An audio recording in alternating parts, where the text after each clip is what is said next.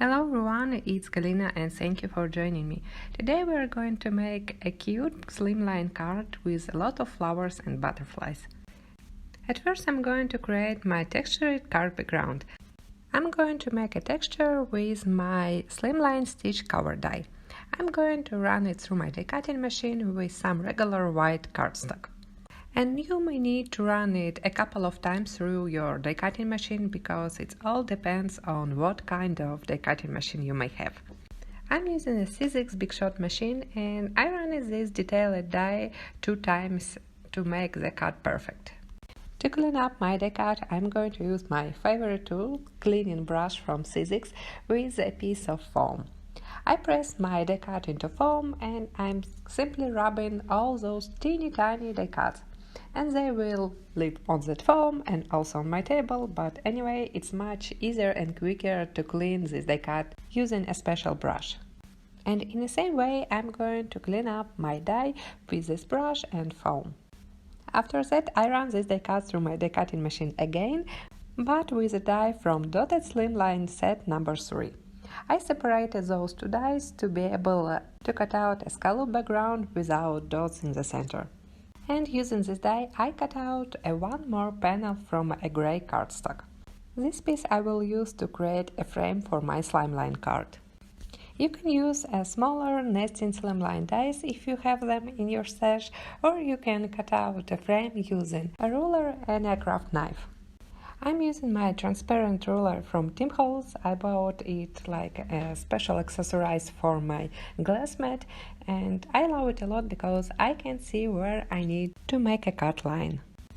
And I'm going to use this leftover die cut from cutting the frame, and I'm going to adhere it behind my card panel with the tiny dots. I'm using liquid glue with tiny tip to make sure I adhere this piece of cardstock well. Now I can move on to stamping and coloring.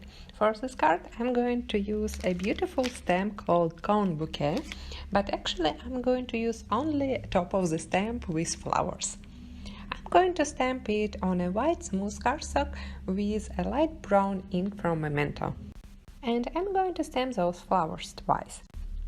It's a quite large stamp, so I'm going to use my MISTI stamping tool with this stamp. To color the stamped image, I'm going to use my alcohol-based copic markers. I decided to make this flower bouquet with yellow and pink flowers. At first, I'm going to color all yellow flowers and I'm using my lightest shades of yellow copic markers. At first, I'm applying my light shade of yellow marker on all over the flower, and then I'm applying my darker shade where shadow should be, and I'm going to blend them out with my middle tone. And in the end, I'm covering up all the flowers again with my lightest yellow marker. To color the pink flowers, I picked only 2 markers because I don't have enough bright shades of pink color I want to use. So I will start with my darkest shade where shadow should be, and then I'm going to cover up all those flowers with my lightest pink shade.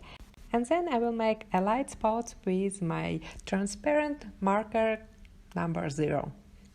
There are a few little leaves on this bouquet and I'm going to color them with my 2 shades of green markers. Again, I start with my darkest and fill up all the leaves with my lightest color. To add more shadows on those flowers, I'm going to use my colorful pencils and I'm adding just a little bit of pink and green shades on my stamped image. After my coloring is done, I'm going to cut out those pieces of floral bouquet with coordinating die. To embellish my card, I want to stamp some butterflies, and I'm using a new stamp called Butterfly Stamp Set from Studio Katia. And again, I'm using my MISTI stamping tool to stamp those butterflies at once. I stamped 3 butterflies and I'm going to color them with my blue markers. I have enough of blue markers in my collection, so I can pick lightest and darkest markers to make shading on those butterflies. I'm using some not super bright colors, B34, B21, and coloring all those butterflies in the same colors. After coloring was done, I'm going to cut out those butterflies with a coordinating dies. And now I'm going to stamp my sentiment. I'm using a Happy Birthday sentiment from BOUQUET stamp set, and I'm going to heat emboss it on the black cardstock. I'm using Versamark ink and I'm covering up it with a superfine detail white embossing powder. And then I'm going to melt it with my preheated heat gun.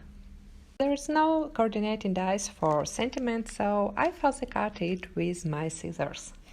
Now I'm going to find a place on my card for all those stamped and colored images. I'm going to put those flower bouquets on the top and the bottom of my card panel, and then I'm going to foam mount all these images. To decorate my card, I'm going to add more sparkly crystals on it. I'm adhering transparent green crystals with sparkling round gems. They are new in the Studio Katia store, so don't forget to check them out. They're super shiny and super sparkly. I'm attaching them with liquid glue and embellishment band. And you can leave this card as it is and put some notes on the back of the card, but I made a slimline card base for this card a little bit bigger from the scallop die cut. And I'm going to attach it with my liquid glue. And here's my finished card. I adore those textured elements on it, and of course I'm in love with all the sparkly crystals on it. Don't forget to subscribe to the channel, press the thumbs up, and full supply list you can find in the video description below as well as in the comments. And I will see you next week. Bye!